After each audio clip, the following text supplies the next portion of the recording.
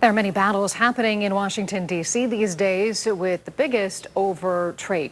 The fight over these tariffs is dividing Democrats and Republicans. One Democrat, though, who understands the role of tariffs in leveling the playing field for workers is former Ohio Senator Sherrod Brown. News 5's John Cossack continues our team coverage now.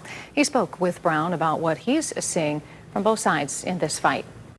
Donald Trump's defeat of Hillary Clinton in 2016 was a dark day for Democrats, former Ohio Senator Sherrod Brown included. But it came with one small silver lining for Brown that we talked about in the days after that election. I am comfortable that TPP is dead. TPP, the Trans-Pacific Partnership, a trade deal supported by former President Obama but opposed by Brown and also President-elect Donald Trump, who pulled out of the deal on his first day in office in 2017. They both were also opposed to NAFTA, which Brown voted against in 1993. That's why Brown reached out in November of 2016 to Trump to say, let's work together on this. I don't think that the president-elect's really thought about these issues with any depth. He knows he doesn't like trade agreements, but it's obviously more complicated than that. Brown worked with the Trump administration to pass the NAFTA replacement USMCA in 2020. I have supported, as you know, John, in stories you've done, I've supported tariffs to help steel in Ohio, to help washing machines in Ohio. I've seen tariffs can work if they're well thought through. And A&D said of countries that cheat, not our allies. Brown voicing his concerns recently in an op-ed for the New York Times against what he calls the president's erratic approach to tariffs and the Democrats' response defines many of them, he said,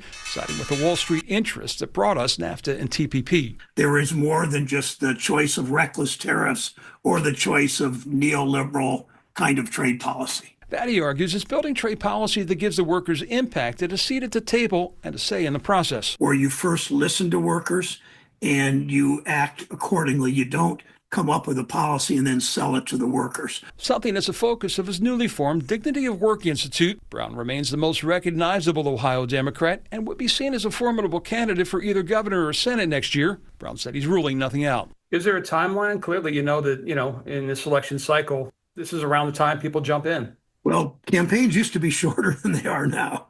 The filing deadline, I imagine, next year is February or March. You will know by then. I'll know by then. I'm not on a fast timeline of what I do next. Would you rule out governor or senator? No, I'm not ruling anything out. In Cleveland, John Cossack, News 5.